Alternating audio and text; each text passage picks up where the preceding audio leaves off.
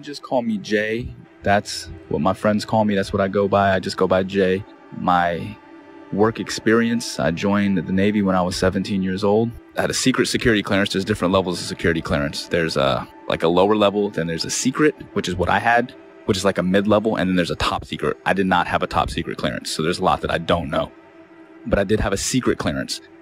So it's basically the mid-level security clearance for the government that I had, and I did that job for 8 years. I worked in operational intelligence specifically. The radar navigation, there's a limited scope of what we're able to see. Now, granted, this is 15 or 20 years ago. What I mean by that is, with it being 15 or 20 years ago, the technology nowadays on the new warships, I would imagine, are just off the charts advanced compared to what we had, 20 years ago in the early 2000s when I was doing deployments for the Navy.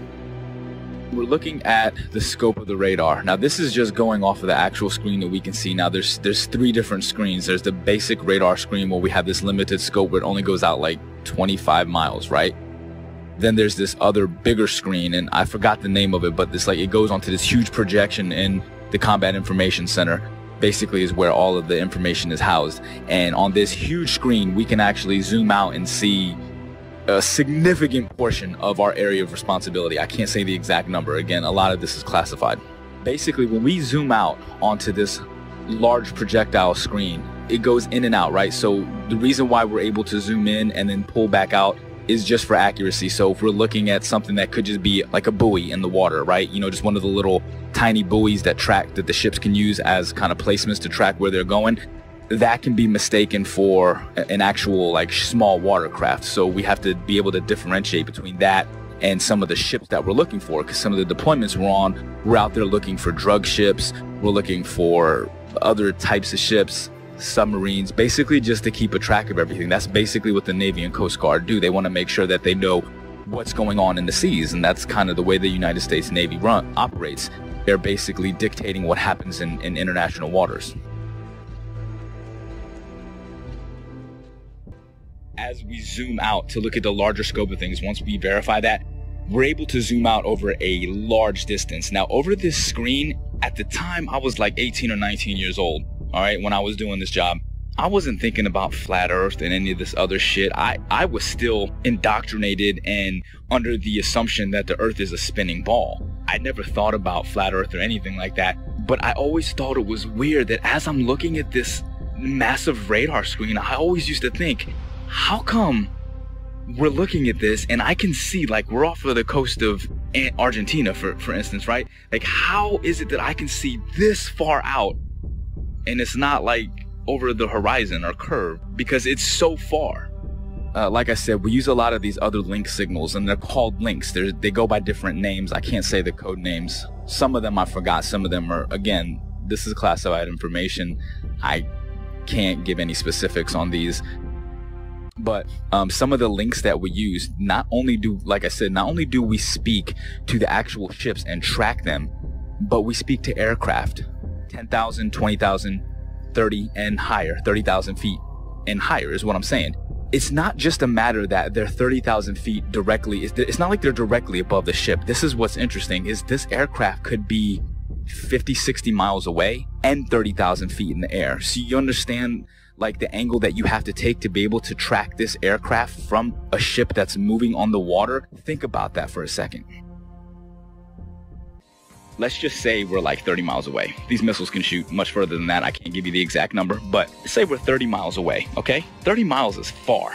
So from our ship, we can track on our we have like a missile projectile. It's like a radar, but it's a little bit different. It's specifically designed to track the missiles. You actually input the coordinates, latitude and longitude of where you want the missile to strike. Really, really high precision accuracy. I mean, really accurate. We hit that launch and the missile, and it will hit that target 30 miles away, even longer than that. Now, here's the thing. Again, that's not possible on a curved Earth.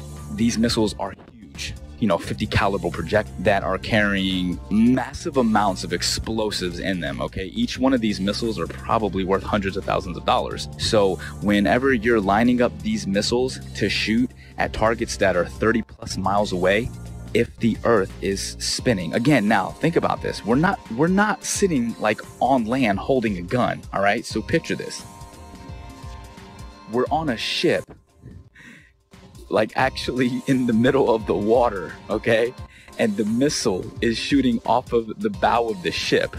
So if the world is a spinning ball and we're on this curved Earth with water and we're spinning 600 miles per hour through infinite space, I'm pretty sure that it would be physically like it wouldn't even make any kind of sense on a physics type level to be able to shoot a missile from a spot in the water on a spinning ball to pinpoint accurately hit another spot. Simply does not rotate.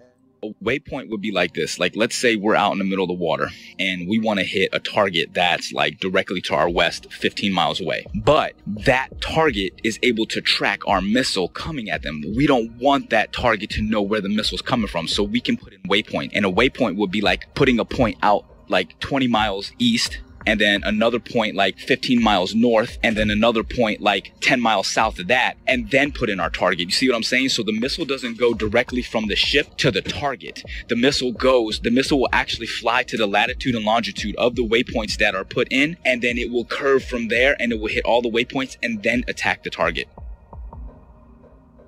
How is that possible on a spinning Earth? If the Earth is moving at 600 something miles per hour or whatever they say it is, there's no way that missile could stay.